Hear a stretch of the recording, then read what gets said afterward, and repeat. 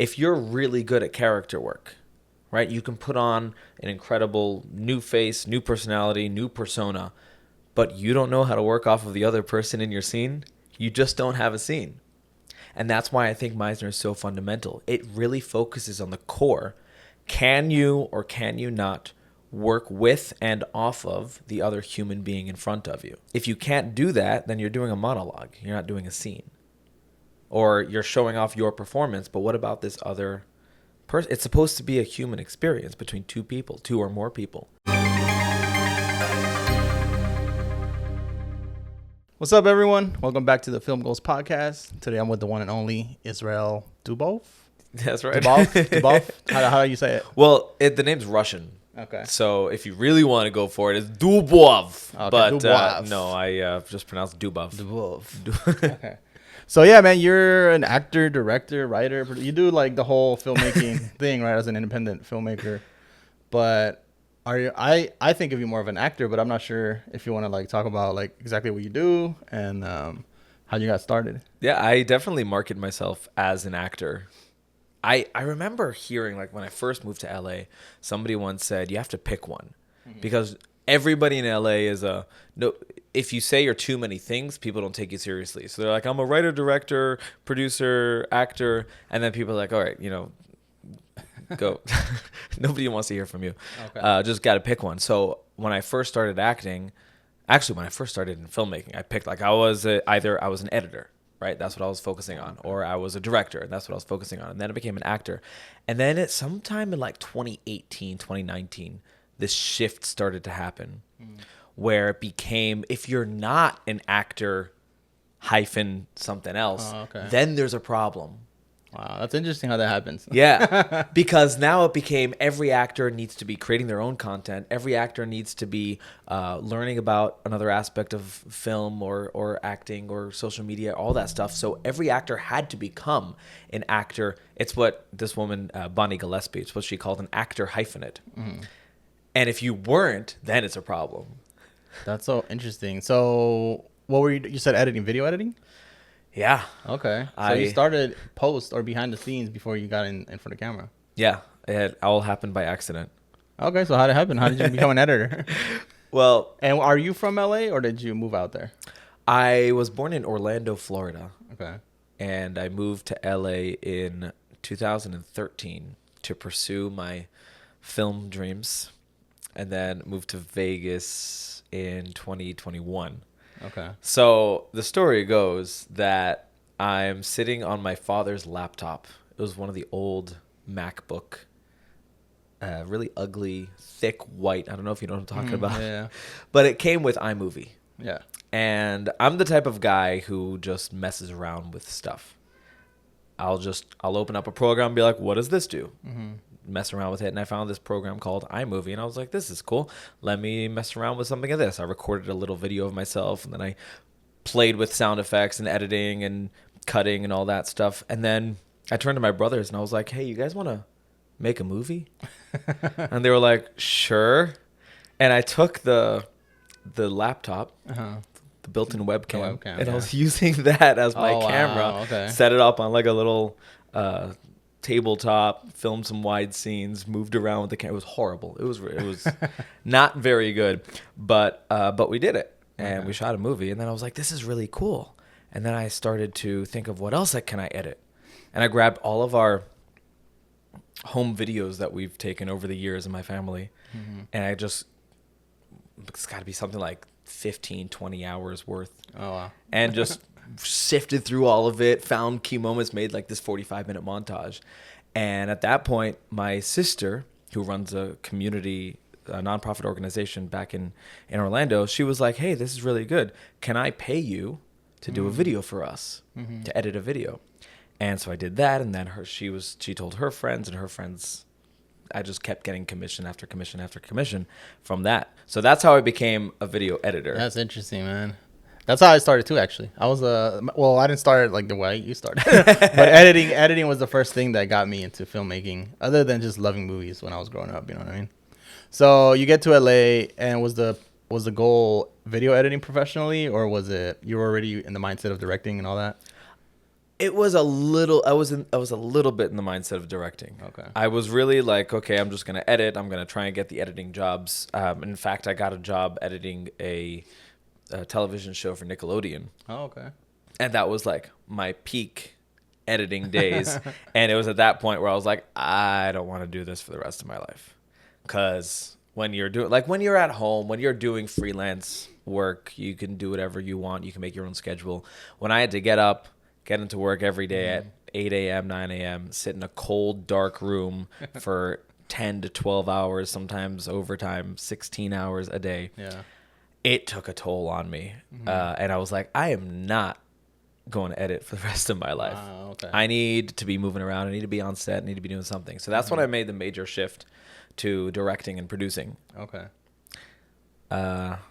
And what steps did you take? Like, what were you doing your own stuff that you wanted to direct, and or were you like taking on other people's projects? Or A little bit of both. I was doing a little bit of my own projects. you were And writing then them? I was writing, I was producing, I was directing. So I would produce for other people. I was directing for my own projects, and I think I got a couple of commissions that people paid me to direct their thing, which was cool. Yeah. And then I was doing a little bit of ADing on the side, just really doing as much as I can on set and doing what I can. And then just studying, watching videos, commentary, reading books on film directing. Just really trying to get better at that. Did you start just like creating short films, or what was your approach to it? Like, Yeah, it was mostly short films. To this day, I have never produced a feature film. okay. Yeah. It always, I don't know, it feels like daunting to make have you done a feature film? No, not yet. Not a full feature. I did the anthology, which was short films. Was that the 21 days? The 14 days. 14 days? So Yeah. it was like I directed 2 of the shorts, and then Brown and Fran directed 1 each. But I kind of produced the whole thing. But I haven't done a whole feature that I directed myself. That's actually, it's one of the goals of 2025 for me is to make a feature. Full feature film, yeah. Yeah, I just want to do. I don't care. I'll write. I'll direct. I'll Yeah. produce. I don't care. I just want to do a feature. Yeah. And get that on my list, on my bucket list. Check it off. Okay, so you're in LA and you're pursuing directing. How did you get into the acting? I'm a big fan of training, so getting better at whatever we're doing. Like I said, I was reading the books. I was taking the classes for directing, and one of the things that I was focusing on was directing actors. So I said, all right, in order to direct actors, I got to take an acting class. So I found myself in a acting. I don't remember which studio it was. I remember it was in North Hollywood, and it was in a storefront of a shopping center, like this super indie, low level studio space. And this woman was giving her acting class, and by the end of it, I was like, "That's what I want to do. I want to do that." Okay. And it was at that. It wasn't. I can't say it was at that moment. There was like 3 or 4 things that all happened within a week or 2 of each other, and it just made a complete 180 and switched from directing into acting. So when you were doing your own stuff, did you ever get in front of the camera? Yeah, that actually. And did you like it, or? I loved it. Okay. I think I was just too scared Okay. to make that plunge into acting. I knew I liked it. I knew I enjoyed it, but like, I don't know, to try and make it as an actor, that's insane. Like, you got to be crazy to try and do that. So I always just pushed it back to the side, but it really helped me because as somebody who produced my own short films, I already had real material. And when I did decide to make that plunge, what a lot of actors struggle with is getting those first few clips of footage. And I already had them because I produced at that point, I think 3 short films that I had acted in. That's so funny because usually it's the opposite. Actors get to a point where they want to direct. Yeah. And I actually did the same thing. So I was like, well, I need to learn what actors go through. So I took an acting class, and I did it for like probably 6 months. I think I want to say 6 months. I knew I didn't want to do it. I was like, yeah, that's not for me. But I respected what the actors went through, and I kind of knew, or kind of learned what you guys go through, what mindset you get into, the emotional stuff. So that helped me with directing actors. Yeah. So what was the thing that clicked for you then? Was it the professor or the teacher? Was it the? It was the idea. It was the idea of not just because I'm an actor, but I've always been a adventurous type of person. Mm-hmm. And my entire life, I've always I just want to do things. I just want to climb the mountain. I just want to go surfing. I just want to go skiing. I just want to, whatever was there, I just want to do.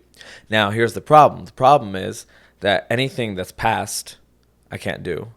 And anything that's future, I can't do. Mm.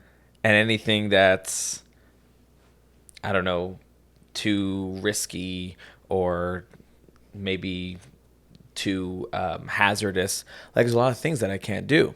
But with acting, I can. Mm-hmm. I can go to the past. I can go to the future.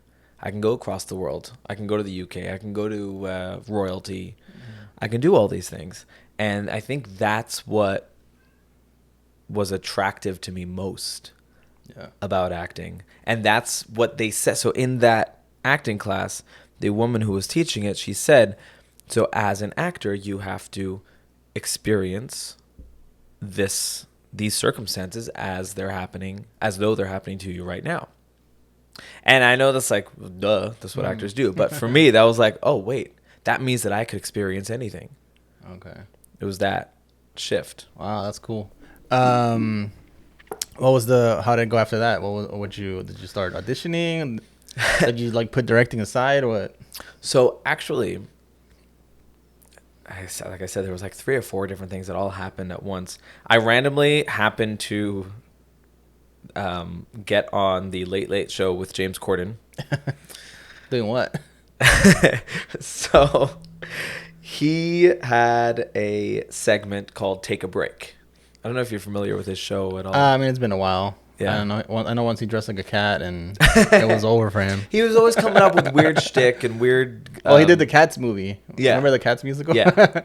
But yeah, no, I know. I mean, I know of it. And then the karaoke thing that he got famous for. Yeah, that was one of the things. And then the other thing that he tried doing is called Take a Break. He'd go into small mom and pop businesses and he'd walk up to an employee and say, hey, take a break. I'll cover you. Okay. And then comedy ensues, right? Because he doesn't know what he's doing. So at the time, my day job was working at a kosher butcher shop in Los Angeles. Mm-hmm. It was a butcher / grocery store. And I was working there and a whole bunch of stuff happened. I'm not going to get into the detail, but he shows up to film his Take a Break at the shop. Mm-hmm. And my boss was like, all right, who wants to be on camera? I do. Okay. So they had one of the other employees who was the one who went to go take a break, and I was going to be the one to come in and work with him throughout the video. And I had so much fun that day that I was like, this acting on screen, this is what I'm meant for. This is my jam. Yeah. So then did you start auditioning, going to... Well, the first thing I did, given my affinity for training, like I said, and always getting better, the first thing I did was signed up for classes. And found a incredible acting studio in Burbank. That's north in the valley in Los Angeles. And studied there for about 2 years. I didn't stop because I didn't like it anymore. I stopped because it was a 2-year conservatory program. And in the meantime was auditioning. I was producing my own films and just hitting the grind. Mm-hmm. I started doing background work, so I got to be on major sets, major television, major movies. That was an interesting experience. So when did you make the move to? You said 2021. You moved to Vegas. 2021, I moved to Vegas right after COVID, during COVID, right after it really became established that auditions were all going to be digital from then on. I think it was 2018, maybe even 2017, where self-tapes started to become more and more common. And then once COVID hit, it was like nobody's doing in-person auditions anymore. At least not for the first round, not for the one-line co-star auditions. Those were just at 100% rate. They were all going to be self-tapes. So if they're all self-tapes and I'm not going into a studio, what do I need to be in LA for? The only thing I would say that people are missing out on by leaving LA is training. Okay. Because LA, I mean, being the film capital of the world, they're going to have some of the best acting studios, acting schools. You know, Lee Strasberg is out there, Sanford Meisner. I mean, obviously not themselves; they're dead, but they're institutes. Yeah. The Stella Adler Institute, some of the best training, like L.A., New York, and London, maybe Chicago, are probably going to be your best training. And if you're moving to somewhere like Vegas or New Mexico or Atlanta, I don't know if you have access to that level of training. So you are now teaching. So since you mentioned Meisner, you're teaching Meisner. Is that the first method that you learned, or is that your favorite? And then how did you start teaching it? And then once you say that, I got to tell you something. So. Okay. It is my favorite method. Okay. And it's also what I teach. Yeah. And it's also the first technique one. I used. Okay. And I don't think it's my favorite because it's the first one. I think it's my favorite because I think it's so fundamental to an actor. Like, if you can cry on cue, right? It's admirable. But if you can cry on cue, but you don't know how to work with the other actor in your scene, regardless of how good of a crier you are, you're not going to have a scene, right? If you're really good at character work, right, you can put on an incredible new face, new personality, new persona, but you don't know how to work off of the other person in your scene, you just don't have a scene. And that's why I think Meisner is so fundamental. It really focuses on the core. Can you or can you not work with and off of the other human being in front of you? If you can't do that, then you're doing a monologue. You're not doing a scene. Or you're showing off your performance, but what about this other person? It's supposed to be a human experience between two people, two or more people, right? Maybe it would work well for a soliloquy in Shakespeare, but not for a two or more person scene. And I think that's extremely fundamental for actors to know and to learn. And that's why I think Meisner is the most fundamental. And it doesn't contradict the other techniques too. They all work so well with each other. Like once you have Meisner and the working off of each other, then Strasberg might help you with allowing your emotions to flow freely, right? And then Stella Adler might help you with really understanding circumstances and cultures and classes and how to get to the essence of a character. And then Chekhov might help with putting on a whole new persona and a whole new life on top to build that character. And then who else do you have? You have Alexander will help you with your posture, and you could train in song, and you could train in dance, and you could all these things. They all complement each other. They're not contradictory. So real quick, can you just say, like, for people that don't know, what is the Meisner technique? And I guess if you had to like explain it to a 5-year-old. I mean, if I were to say it in a couple of words, I'd probably say, number one, it really hones in on getting the actors in tune with another human being, learning how to listen, respond, and ultimately the line that Sanford Meisner used was live truthfully in the given imaginary circumstances. To live truthfully, meaning to experience that moment as a new moment, as it happens, with the other person in front of you, and to be fully present in that. That's what the Meisner technique is all about. So how did you started teaching at Abby Rey Studios? Just tell us about that, how it's going, and when are your classes? Like people want to sign up or come check it out. Yeah, happily. So when I first moved to Vegas, I've told you how much I value training and always trying to get better, which is important. Even though I'm teaching over at Abby Rey Studios, I still am trying to get better on my own. And so the first thing I did when I came to Vegas was look for an acting studio to work on my craft. And I came across Abby's studio, and she was teaching a class on acting techniques. And it was just, here's a list of all the different techniques. Like, they weren't even given scenes. They weren't even doing exercises. They were doing a little bit, but it was mostly just telling the actors, hey, this is what acting is. And I thought to myself, wow, this is the state of Vegas talent, where they're being taught what acting is. I'm not going to learn anything here. So that's not to knock Abby, by the way. She's a fantastic woman. I love working with her. I work with her in the studio, and she's a wonderful actress. And her studio is fantastic. But that was just what the need is in Vegas, was to teach these actors this. So I went over to her afterwards, and I said, I think I can really offer something here. Number one, just with the level of training overall, and number two, with the Meisner technique specifically. Because another thing I noticed, this is true not just of Vegas, but all over the world, I think that most acting trainers, most acting teachers use the same technique. And when I say the same technique, I mean they give you a script, you do it, you perform it, and then they give you notes. And while it has its merit, I don't think that that's where the training lies. I think the training lies in reps, as is true with everything, right?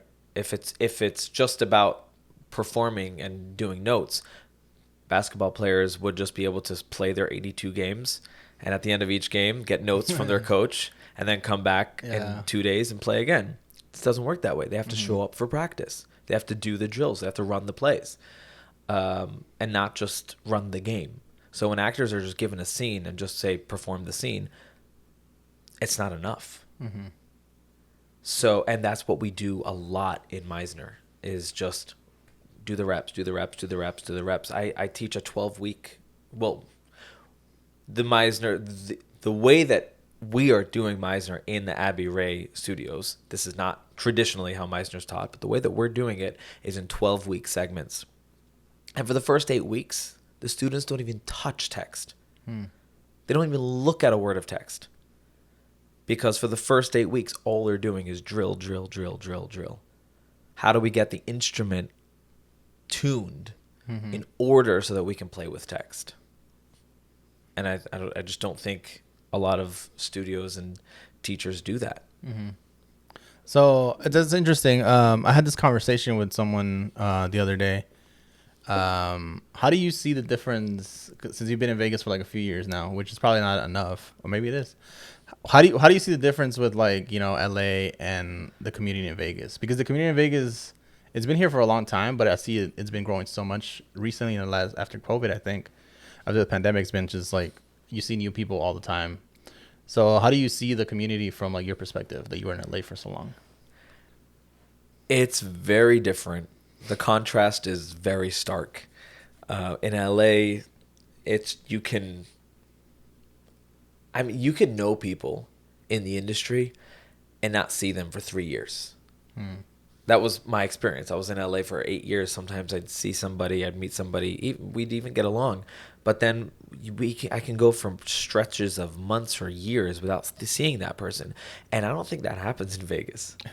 And why wouldn't you see each other? Just because you guys are all working, or what? Well, it's just you never, unless you set up a time to meet, you don't cross paths. How many times have you and I crossed paths? Yeah. A lot. Yeah. How many times have I crossed paths with Ali, with Fran, with Jose, like all the time. I go to an event, they're there. I go to a screening, they're there. We're just always crossing paths with each other. That's not the case in LA. Unless you call up your buddy and be like, hey, do you want to meet up for coffee, or do you want to go see a movie? It's not going to happen, because there's so much, and you can go to so many different events without seeing the people that you know, because the market is so saturated. Which is, I mean, it can be a good thing and a bad thing. The benefits of that is that you have the highest production quality stuff, because when you have so much talent, the best of the best can show. But on the other hand, if you're not the best of the best, you don't get looked at. So I've learned to utilize both markets. So I can live in LA I can live in Vegas, and in LA, my focus is on the big stuff, major television and film. And in Vegas, my focus is on the small stuff, indie shorts, indie features, theater, really getting close knit with the film community and the actor community, and trying to help it rise up and grow, especially with the studios coming in. We just want to be, we want to rise up to the occasion. So I really want to be a part of that, as if and when it happens. So just to get that, but yeah, the contrast is so stark between the two. That's interesting for sure. So all right, you got any projects coming up? Or I know, well, this is gonna be after 48. So anything you're working on that coming up you want to talk about? Well, I have my goal to make a feature film in 2025. I don't have a script yet. I have like half of a script. I have half of a script. I just don't know if that's going to be the one that's going to be made, but would love to get that done. Teaching the classes over at Abby Rey Studios, the Meisner. Oh, we're actually starting a theater company. Oh, okay. In Henderson with the Abby Rey Studios. Yeah. Where we're going to start putting up shows and plays, and yeah, really looking forward to getting that out there. Helping I think there all of the theater stuff is all confined to like that downtown area. There isn't much on the east side. And on top of that, I think a lot of that stuff is they only do like the famous stuff. They only do the stuff that's proven and tested. And what if we did new stuff? What if we did original works or stuff like that? I think it would be fun. Cool, man. You're still going to LA to audition and stuff? Or self-tapes? A lot of self-tapes? Self-tapes are from here, yeah. I self-tape for shows that are occurring in LA. And I go to LA the industry's been so slow for the past year. Everyone's finally feeling the results of the strikes, and which is weird that nobody thought they would. I was like, guys, we're going to see repercussions for this. They all thought it was going to be okay. Anyway, so industry's super slow. Nobody's working. No, not nobody, but very few people are working. Very few people are getting auditions. I was actually talking with my manager the other day, and he said, if we don't see a very big influx of productions happening in January, people are going to need to start looking for a new job. Wow. Because the second all the films that they filmed in 2024, they're all going to be released by the end of the year. So unless they start getting production up fast, people are going to be out of a job. People, I mean, producers, crew, all everyone. They just don't have it. Yeah. So he said, hopefully on the plus side, hopefully what we do end up seeing is that big influx. So it should pick up the business. And if not, well, the industry is going to be in questionable state. Yeah. All right, man. Well, thank you for coming on, bro. Appreciate it. It was a good conversation. I feel like I learned a lot from like the acting side. I don't think I've had a few actors on here, but like someone that teaches it is really interesting to hear your perspective. So yeah, my pleasure. Right, thanks for having me. Yeah, for sure. All right, guys. That's Israel. Check his stuff out and see you next time. Peace.